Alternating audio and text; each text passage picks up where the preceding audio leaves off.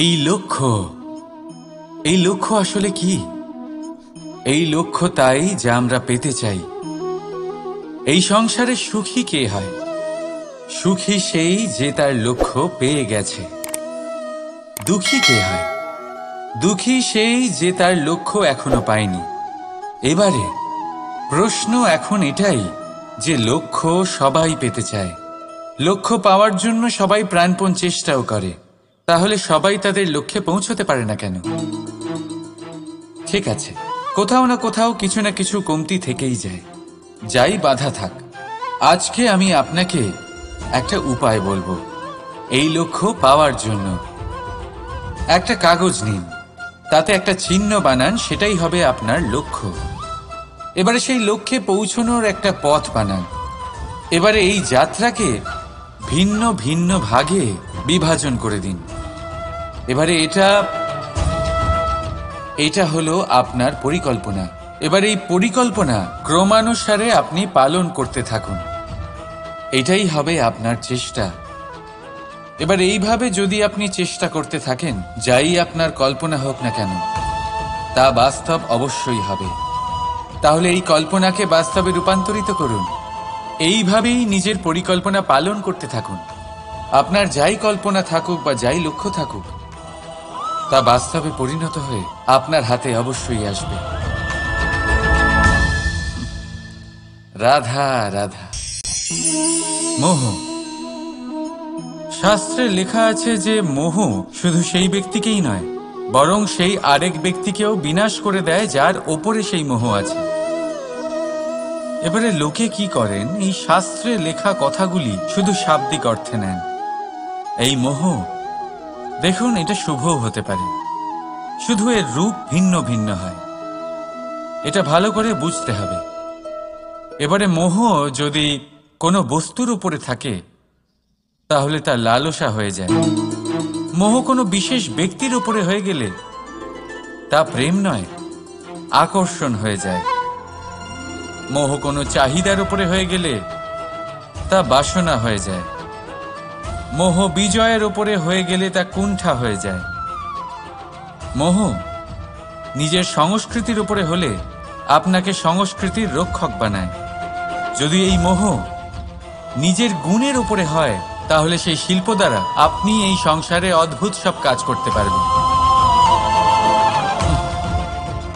এবারে এটা আপনার উপরে নির্ভরশীল যে এই মোহকে আপনি সৃজনের আধার বানাতে চাইবেন নাকি বিনাশের অস্ত্র বানাতে চাইবেন।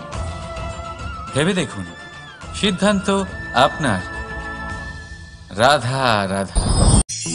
বাবার এক মিত্র ছিলেন, বড়ই দুঃখী ছিলেন, বিপদে পড়েছিলেন।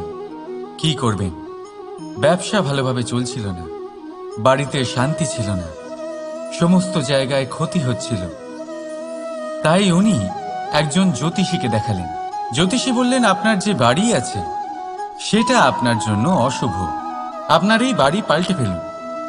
উনি বাড়ি পাল্টে ফেললেন, তবুও ওনার সমস্যার সমাধান হলো না। তারপর একজন জ্ঞানী ব্যক্তি ওনাকে বললেন যে আপনার জামা কাপড়ের যে রং সেটা বিপদকে আমন্ত্রণ জানাচ্ছে, এই জামা কাপড়গুলিকে পাল্টে ফেলুন। উনি সেগুলো পাল্টে ফেললেন, তাও সমস্যার সমাধান হলো না। আবার একজন জ্ঞানী ব্যক্তি বললেন যে আপনার আশেপাশে যে মানুষজন রয়েছে তারা এটা চায় না যে আপনি সফল হন, তারা আপনার ক্ষতি চায়, তাদের সাথে সমস্ত সম্পর্ক ভেঙে ফেলুন। তো উনি সম্পর্ক ভেঙে ফেললেন, কিন্তু তাতেও ওনার জীবনে কোনো পরিবর্তন এলো না। তার মানে তিনি বাড়ি পাল্টালেন, জামা কাপড় পাল্টালেন, সম্পর্ক পাল্টালেন, যেটা পাল্টালেন না তা হলো স্বভাব। এই যে স্বভাব, এটা অত্যন্ত গুরুত্বপূর্ণ। এই স্বভাবই আপনার ব্যক্তিত্ব তৈরি করে। তাই নিজের স্বভাব শুধরে ফেলুন, তাতে ভালো পরিবর্তন আনুন, সব কিছু ভালোই হবে। রাধা রাধা। ক্রোধ। লোকে বলে যে এই ক্রোধ পাপেরই মূল, কিন্তু সত্যি কি এই ক্রোধ পাপের মূল? একটু ভেবে দেখুন। এই ক্রোধ বাস্তবে আসলে কি? এই ক্রোধ একটা অনুভূতি যা আপনার মধ্যে হঠাৎই অসীমিত তেজ সঞ্চালন করে। এবারে আমি আপনাকে কিছু উদাহরণ দিচ্ছি যাতে আপনি বুঝতে পারেন যে ক্রোধ আপনার জন্য ভালো কি না। যদি কারোর সাথে অন্যায় হয় আর এটা দেখে আপনার ক্রোধ হয়, আর এই ক্রোধ আপনাকে তার সাহায্য করতে প্রেরণা যোগায়, তাহলে এই ক্রোধ অবশ্যই ভালো। যদি কোথাও আপনি দেখেন যে কোনো নারীর উপরে অত্যাচার হচ্ছে আর সেটা দেখে আপনার ক্রোধ হয়, আর এই ক্রোধ আপনাকে তার সাহায্য করতে সাহস যোগায়, তাহলে এই ক্রোধ অবশ্যই ভালো। যদি এই সংসারে কোথাও আপনি কোনো অনৈতিক কাজ বা ছলনা দেখেন আর আপনার তাতে ক্রোধ না হয়, কিছুই অনুভব করেন না, তাহলে এটা কাপুরুষতা। তার মানে এটাই যে আপনি আপনার মনুষ্যত্ব হারিয়ে ফেলেছেন। তাই এটা বোঝার চেষ্টা করুন, আপনার ক্রোধের তেজের ব্যবহারের ওপরে নির্ভরশীল হলো এই ক্রোধ আপনার জন্য পাপের সমান, নাকি এই ক্রোধ আপনার জন্য পুণ্যের স্থাপক। রাধা রাধা। অভিমান, আত্মসম্মান, অহংকার, দেখতে গেলে এই তিনটি শব্দ ভিন্ন ভিন্ন, কিন্তু এর মূল আধার একই, আত্মসম্মান। এবার যদি কথা বলি আপনার শরীরের, আপনার সংস্কৃতির, আপনার সম্পর্কের, তাহলে অভিমান থাকা স্বাভাবিক। এবার যদি কথা বলি আপনার ব্যক্তিত্ব নিয়ে, আপনার আদর্শ নিয়ে, আপনার বিচারধারা নিয়ে, তাহলে আত্মসম্মান হলো একটা গুণ। যদি এইভাবে বলা হয় যে আমি এই কার্য কারোর সাহায্য ছাড়া, সহযোগিতা ছাড়াও করতে পারি, তাহলে এটা আত্মসম্মান, আর এটা সঠিক। যদি এভাবে বলা হয় যে আমি এই কার্য কারোর সাহায্য ছাড়াই বা কারোর সহযোগিতা ছাড়াই করে ফেলেছি, তাহলে এটা অভিমান, এটাও সঠিক। কিন্তু এই কার্য শুধুমাত্র আমিই করতে পারি আর কেউ নয়, এটা অহংকার। তাহলে এই শব্দ এবং তার অর্থ বোঝার চেষ্টা করুন। জীবন ধারণের এক নতুন পথ খুঁজে পাবেন। রাধা রাধা। সংসারে প্রত্যেক ব্যক্তি কোনো না কোনো রূপে ঈশ্বরকে মানে, কেউ মূর্তি রূপে, তো কেউ তত্ত্ব রূপে, কেউ ভাবনা রূপে, আবার কেউ স্বভাব রূপে। কেউ নিজের মধ্যে পরমাত্মা খোঁজে, আবার কেউ অন্যের মধ্যে। কারোর কাছে জ্ঞানই পরমাত্মা। সংসারে প্রত্যেক মানুষই কোনো না কোনো রূপে তার ঈশ্বরকে পেয়েই যান। কিন্তু একটা কথা বলবো, ঈশ্বর প্রথমেই নিজের একটা স্বরূপ পৃথিবীতে আপনার কাছে পাঠিয়ে দিয়েছেন। সেই স্বরূপ হলো আপনার মাতা, আপনার মা, সেই মা যিনি আপনাকে জন্ম দিয়েছেন।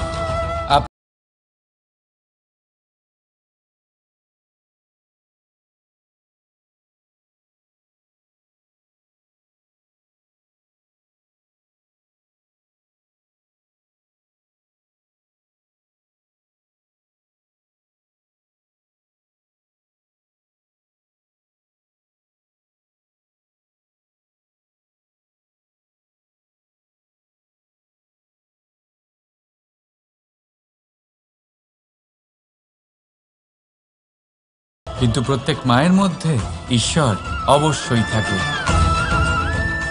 রাধা রাধা। আপনি নিশ্চয়ই দেখে থাকবেন যে প্রদীপের নিচে অন্ধকার থাকে। যে প্রদীপ সংসারকে আলোকিত করে, সেই প্রদীপের নিচেই অন্ধকার। এবারে অনেক মানুষ আছে যারা এই বিষয়টা এইভাবে দেখে যে ব্যক্তি নিজের সমস্যার সমাধান করতে পারে না, আর গোটা সংসারকে উপদেশ দেয়।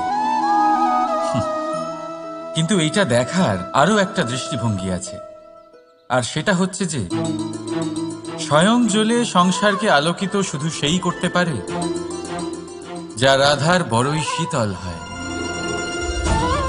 এই সংসারের পথপ্রদর্শক সেই হতে পারে, এই সংসারকে দিশা সেই দেখাতে পারে যার মধ্যে সন্তোষ আর ধৈর্য শক্তি আছে।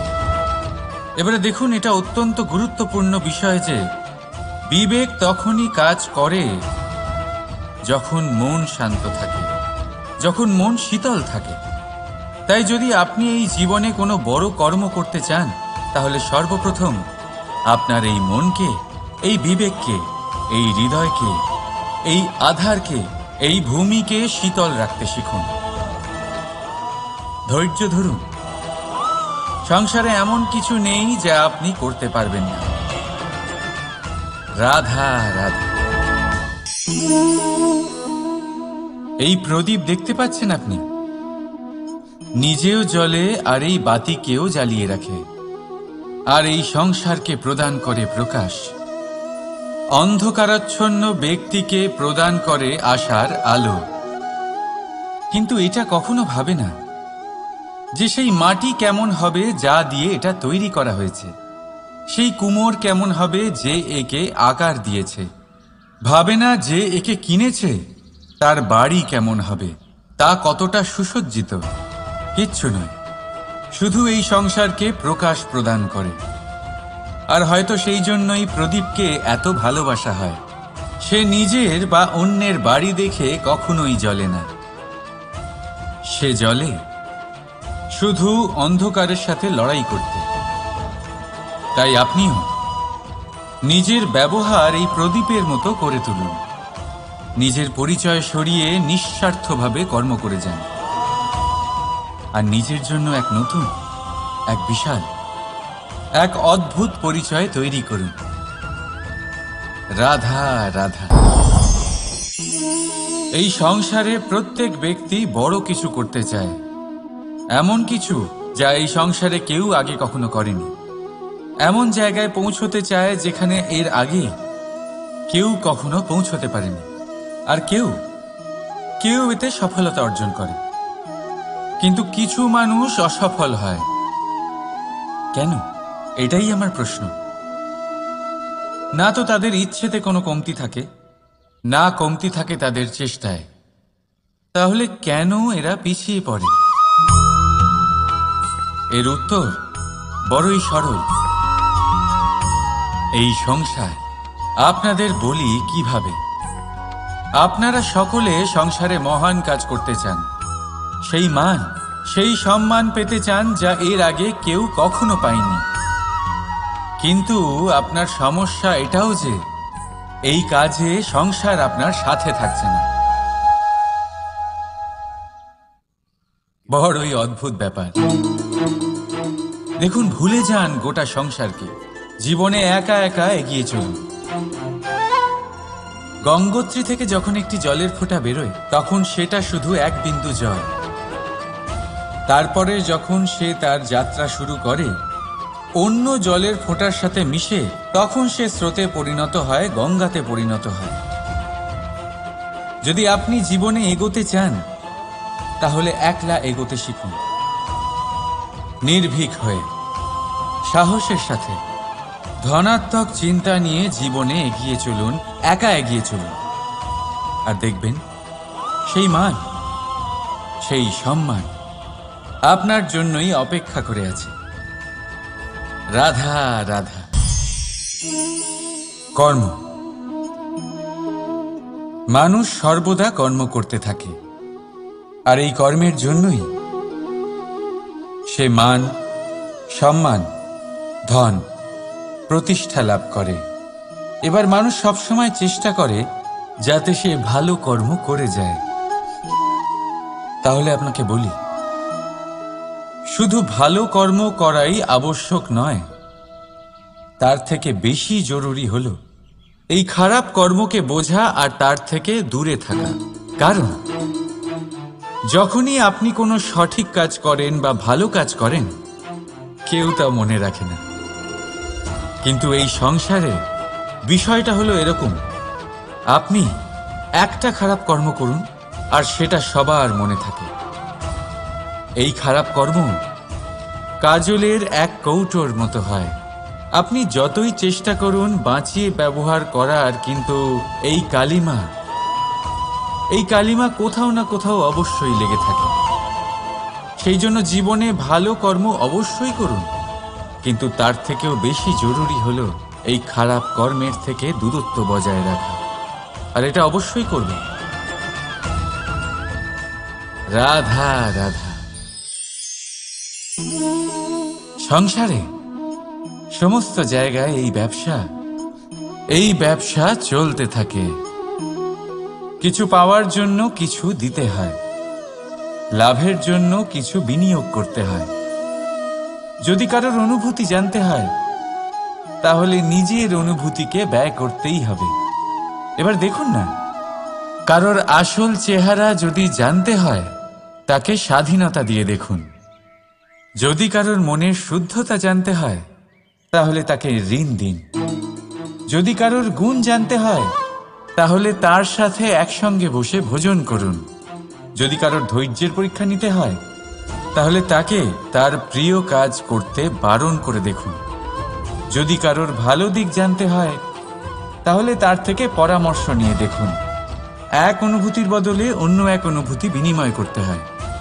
কিন্তু এই সংসারে একটাই এমন অনুভূতি আছে, যেটা দেখার জন্য, যেটা পাওয়ার জন্য আপনাকেও ঠিক সেই অনুভূতিটাই দিতে হবে। আর সেটা হলো প্রেম। যদি কারোর ভালোবাসা দেখতে হয়, তাহলে তাকে নিঃস্বার্থ ভালোবাসা দিন। যদি কারোর থেকে ভালোবাসা পেতে চান, তাহলে তাকে নিঃস্বার্থ পরিশুদ্ধ ভালোবাসা দিন। রাধা রাধা। কথায় আছে, সময়ের পূর্বে আর ভাগ্যের বেশি কেউ কিছুই পায় না।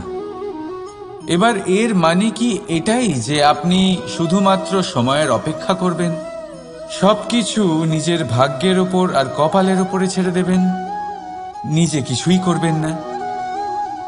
যদি আপনি এরকম করেন, তাহলে আপনি একটা বস্তু অবশ্যই পাবেন: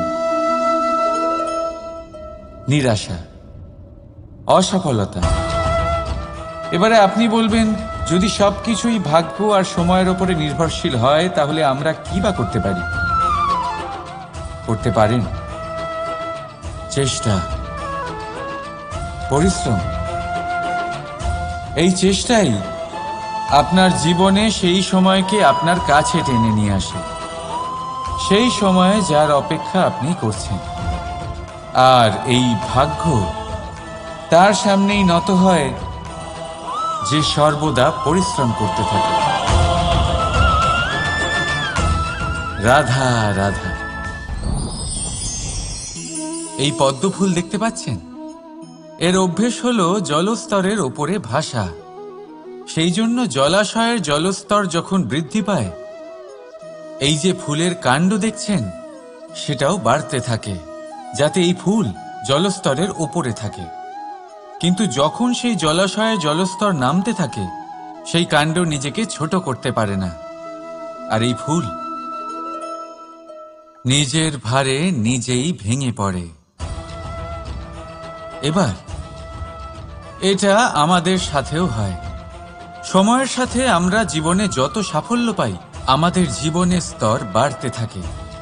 আর যখন আমাদের সংস্থান কমতে থাকে, আমরা সেই জীবন স্তর ছাড়তে পারি না, আর শেষ পর্যন্ত সেই জীবন স্তরের কারণেই ভারাক্রান্ত হয়ে শেষ হয়ে যায়। সেই জন্য যদি কিছু রাখতে হয়, তাহলে তা হলো দৃষ্টিভঙ্গি। সাধারণভাবে জীবন যাপন করতে শিখুন। সময়ের চক্রও আপনাকে মাত দিতে পারবে না। রাধা রাধা। এই লক্ষ্য আসলে কি? এই লক্ষ্য তাই যা আমরা পেতে চাই। এই সংসারে সুখী কে হয়? সুখী সেই যে তার লক্ষ্য পেয়ে গেছে। দুঃখী কে হয়? দুঃখী সেই যে তার লক্ষ্য এখনো পায়নি।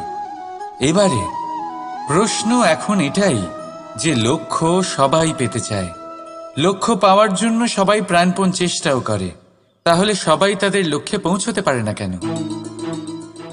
ঠিক আছে, কোথাও না কোথাও কিছু না কিছু কমতি থেকেই যায়, যাই বাধা থাক। আজকে আমি আপনাকে একটা উপায় বলবো এই লক্ষ্য পাওয়ার জন্য। একটা কাগজ নিন, তাতে একটা চিহ্ন বানান, সেটাই হবে আপনার লক্ষ্য। এবারে সেই লক্ষ্যে পৌঁছানোর একটা পথ বানান। এবারে এই যাত্রাকে ভিন্ন ভিন্ন ভাগে বিভাজন করে দিন। এবারে এটা হলো আপনার পরিকল্পনা। এবার এই পরিকল্পনা ক্রমানুসারে আপনি পালন করতে থাকুন। এটাই হবে আপনার চেষ্টা।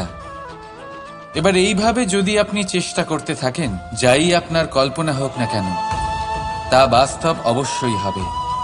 তাহলে এই কল্পনাকে বাস্তবে রূপান্তরিত করুন। এইভাবেই নিজের পরিকল্পনা পালন করতে থাকুন।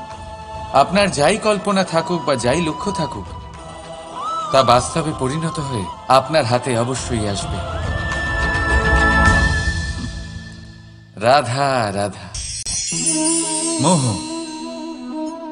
শাস্ত্রে লেখা আছে যে মোহ শুধু সেই ব্যক্তিকেই নয়, বরং সেই আরেক ব্যক্তিকেও বিনাশ করে দেয় যার ওপরে সেই মোহ আছে।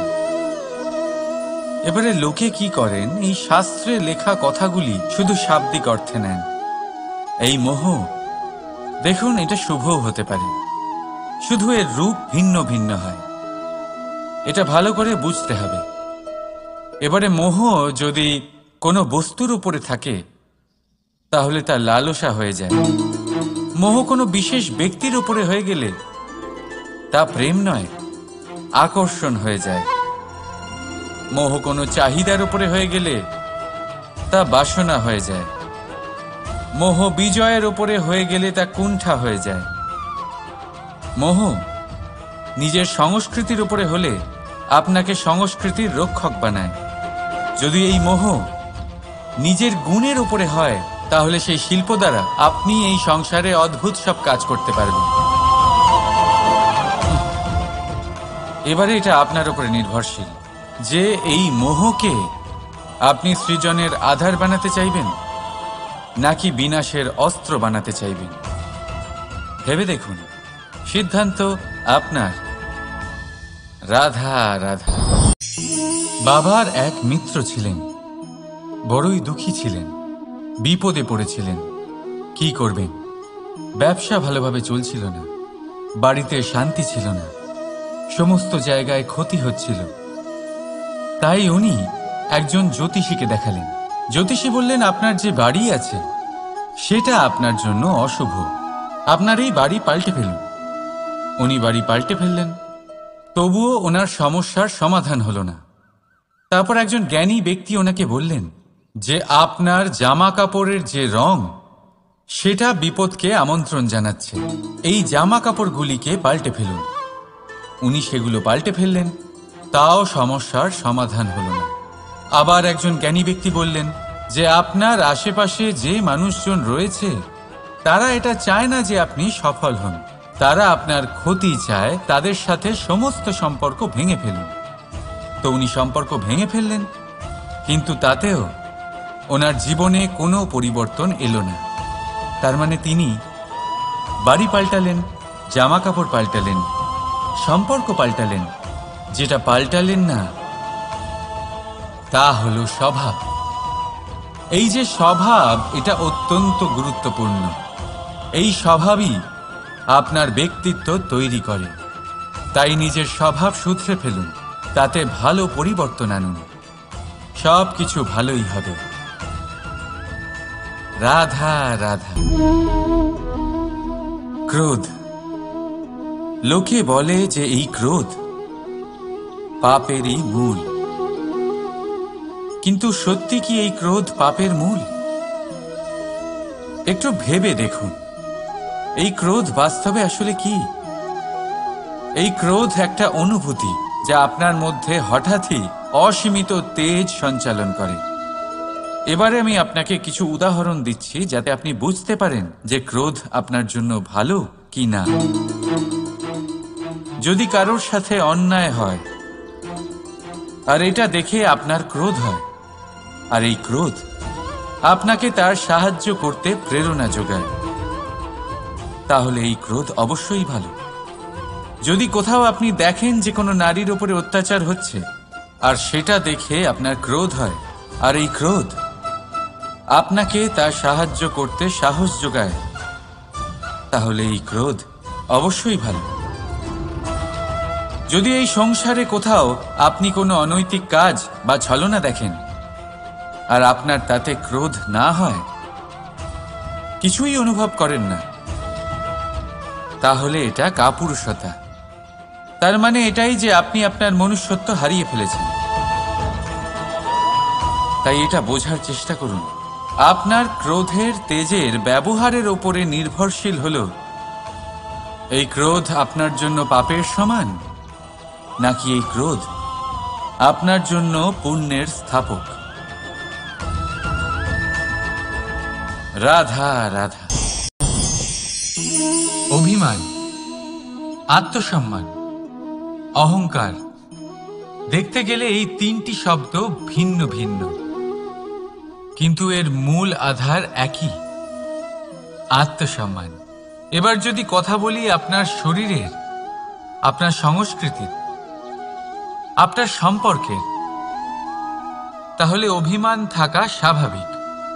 এবার যদি কথা বলি আপনার ব্যক্তিত্ব নিয়ে, আপনার আদর্শ নিয়ে, আপনার বিচারধারা নিয়ে, তাহলে আত্মসম্মান হলো একটা গুণ। যদি এইভাবে বলা হয় যে আমি এই কার্য কারোর সাহায্য ছাড়া, সহযোগিতা ছাড়াও করতে পারি, তাহলে এটা আত্মসম্মান, আর এটা সঠিক। যদি এভাবে বলা হয় যে আমি এই কার্য কারোর সাহায্য ছাড়াই বা কারোর সহযোগিতা ছাড়াই করে ফেলেছি, তাহলে এটা অভিমান, এটাও সঠিক। কিন্তু এই কার্য শুধুমাত্র আমিই করতে পারি আর কেউ নয়, এটা অহংকার। তাহলে এই শব্দ এবং তার অর্থ বোঝার চেষ্টা করুন, জীবন ধারণের এক নতুন পথ খুঁজে পাবেন। রাধা রাধা। সংসারে প্রত্যেক ব্যক্তি কোনো না কোনো রূপে ঈশ্বরকে মানে, কেউ মূর্তি রূপে, তো কেউ তত্ত্ব রূপে, কেউ ভাবনা রূপে, আবার কেউ স্বভাব রূপে। কেউ নিজের মধ্যে পরমাত্মা খোঁজে, আবার কেউ অন্যের মধ্যে। কারোর কাছে জ্ঞানই পরমাত্মা। সংসারে প্রত্যেক মানুষই কোনো না কোনো রূপে তার ঈশ্বরকে পেয়েই যান। কিন্তু একটা কথা বলবো, ঈশ্বর প্রথমেই নিজের একটা স্বরূপ পৃথিবীতে আপনার কাছে পাঠিয়ে দিয়েছেন। সেই স্বরূপ হলো আপনার মাতা, আপনার মা। সেই মা যিনি আপনাকে জন্ম দিয়েছেন, আপনাকে বাঁচতে শিখিয়েছেন, আপনাকে সংস্কার দিয়েছেন। যদি আপনি কখনো কোনো অনুচিত পথে অগ্রসর হয়েছেন, তখন তিরস্কার করে আপনাকে সঠিক পথে এনেছেন। যদি আপনি এই সংসারে অসফল হয়েছেন, তখন তার আঁচলের উষ্ণতা দিয়ে আপনাকে আশ্বাস জুগিয়েছেন। সেই সমস্ত কাজ করেন এই মা, যা ঈশ্বরও করেন। সেই জন্য মনে রাখবেন যে এই সংসারে আপনার সবচেয়ে প্রথম ঈশ্বর যদি কেউ থাকে, তাহলে তা আপনার মা। প্রত্যেক প্রতিমাতে ঈশ্বর নাই থাকতে পারে, কিন্তু প্রত্যেক মায়ের মধ্যে ঈশ্বর অবশ্যই থাকে। রাধা রাধা।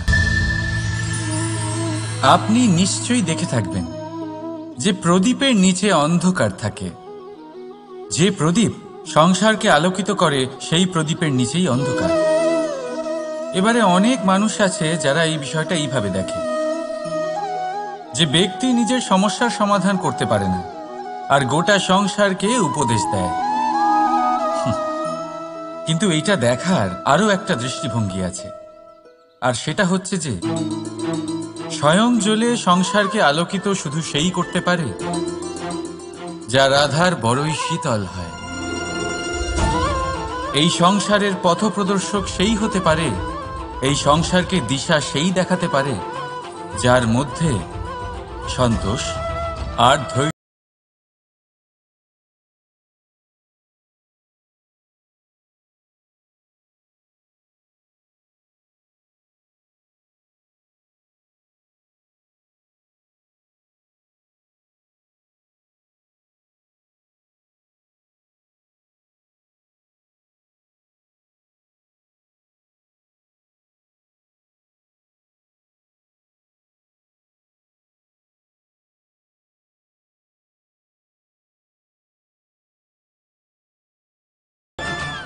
রাধা রাধা। এই প্রদীপ দেখতে পাচ্ছেন আপনি? নিজেও জ্বলে আর এই বাতিকেও জ্বালিয়ে রাখে, আর এই সংসারকে প্রদান করে প্রকাশ। অন্ধকারাচ্ছন্ন ব্যক্তিকে প্রদান করে আশার আলো। কিন্তু এটা কখনো ভাবে না যে সেই মাটি কেমন হবে যা দিয়ে এটা তৈরি করা হয়েছে, সেই কুমোর কেমন হবে যে একে আকার দিয়েছে। ভাবে না যে একে কিনেছে তার বাড়ি কেমন হবে, তা কতটা সুসজ্জিত। কিচ্ছু নয়, তৈরি করুন।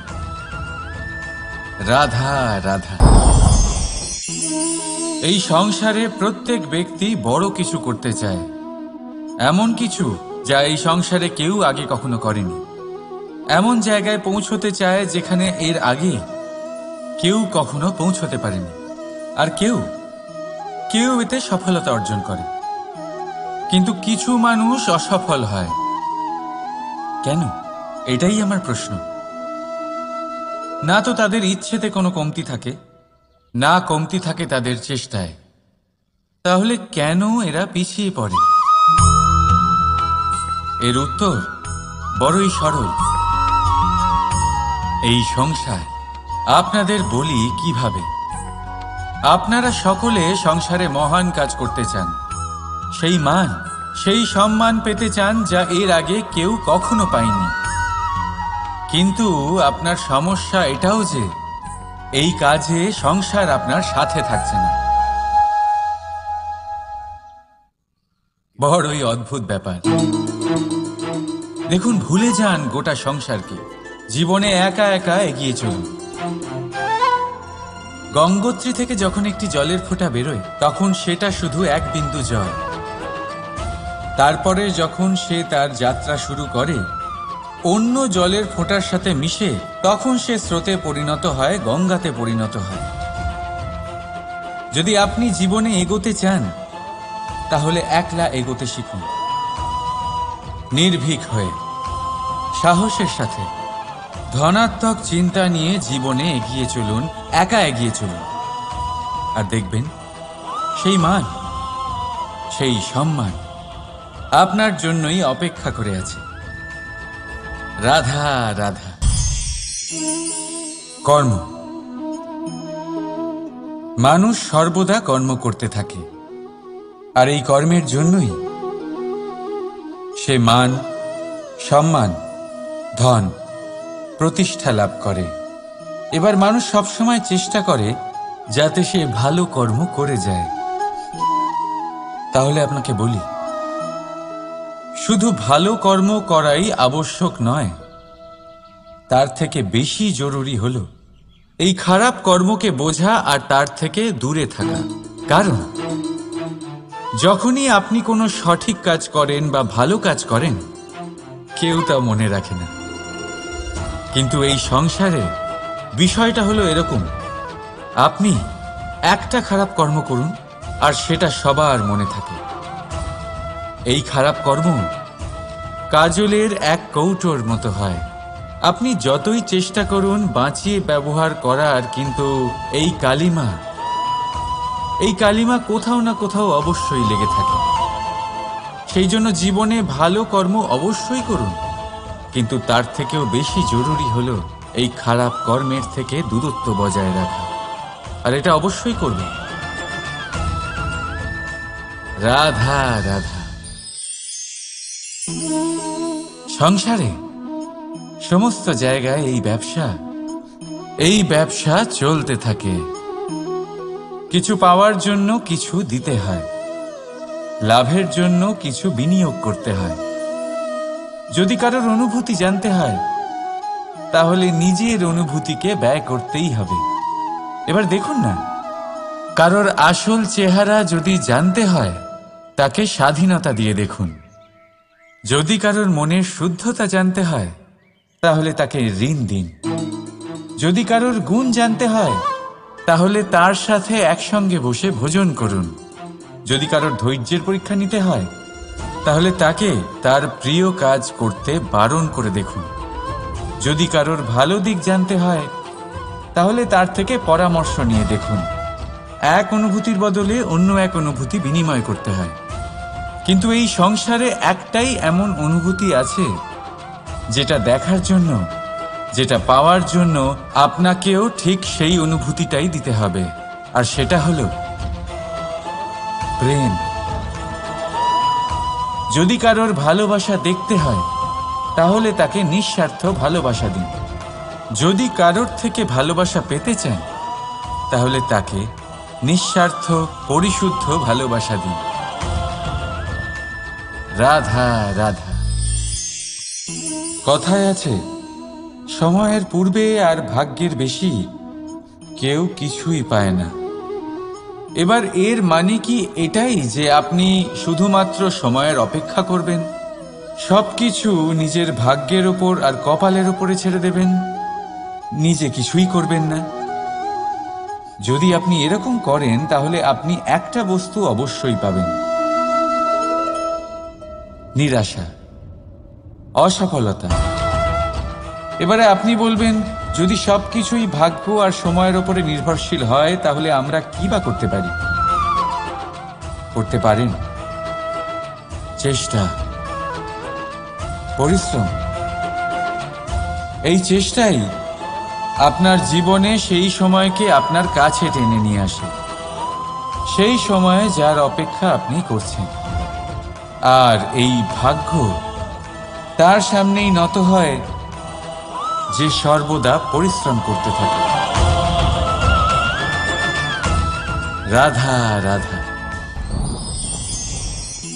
এই পদ্মফুল দেখতে পাচ্ছেন? এর অভ্যেস হলো জলস্তরের ওপরে ভাসা। সেই জন্য জলাশয়ের জলস্তর যখন বৃদ্ধি পায়, এই যে ফুলের কাণ্ড দেখছেন সেটাও বাড়তে থাকে, যাতে এই ফুল জলস্তরের ওপরে থাকে। কিন্তু যখন সেই জলাশয়ে জলস্তর নামতে থাকে, সেই কাণ্ড নিজেকে ছোট করতে পারে না, আর এই ফুল নিজের ভারে নিজেই ভেঙে পড়ে। এবার এটা আমাদের সাথেও হয়। সময়ের সাথে আমরা জীবনে যত সাফল্য পাই, আমাদের জীবনের স্তর বাড়তে থাকে। আর যখন আমাদের সংস্থান কমতে থাকে, আমরা সেই জীবন স্তর ছাড়তে পারি না, আর শেষ পর্যন্ত সেই জীবন স্তরের কারণেই ভারাক্রান্ত হয়ে শেষ হয়ে যায়। সেই জন্য যদি কিছু রাখতে হয় তাহলে তা হলো দৃষ্টিভঙ্গি। সাধারণভাবে জীবন যাপন করতে শিখুন, সময়ের চক্রও আপনাকে মাত দিতে পারবে না। রাধা রাধা। এই লক্ষ্য আসলে কি? এই লক্ষ্য তাই যা আমরা পেতে চাই। এই সংসারে সুখী কে হয়? সুখী সেই যে তার লক্ষ্য পেয়ে গেছে। দুঃখী কে হয়? দুঃখী সেই যে তার লক্ষ্য এখনো পায়নি। এবারে প্রশ্ন এখন এটাই যে লক্ষ্য সবাই পেতে চায়, লক্ষ্য পাওয়ার জন্য সবাই প্রাণপণ চেষ্টাও করে, তাহলে সবাই তাদের লক্ষ্যে পৌঁছতে পারে না কেন? ঠিক আছে, কোথাও না কোথাও কিছু না কিছু কমতি থেকেই যায়, যাই বাধা থাক। আজকে আমি আপনাকে একটা উপায় বলবো এই লক্ষ্য পাওয়ার জন্য। একটা কাগজ নিন, তাতে একটা চিহ্ন বানান, সেটাই হবে আপনার লক্ষ্য। এবারে সেই লক্ষ্যে পৌঁছানোর একটা পথ বানান। এবারে এই যাত্রাকে ভিন্ন ভিন্ন ভাগে বিভাজন করে দিন। এবারে এটা হলো আপনার পরিকল্পনা। এবার এই পরিকল্পনা ক্রমানুসারে আপনি পালন করতে থাকুন, এটাই হবে আপনার চেষ্টা। এবার এইভাবে যদি আপনি চেষ্টা করতে থাকেন, যাই আপনার কল্পনা হোক না কেন, তা বাস্তব অবশ্যই হবে। তাহলে এই কল্পনাকে বাস্তবে রূপান্তরিত করুন। এইভাবেই নিজের পরিকল্পনা পালন করতে থাকুন। আপনার যাই কল্পনা থাকুক বা যাই লক্ষ্য থাকুক, তা বাস্তবে পরিণত হয়ে আপনার হাতে অবশ্যই আসবে। রাধা রাধা।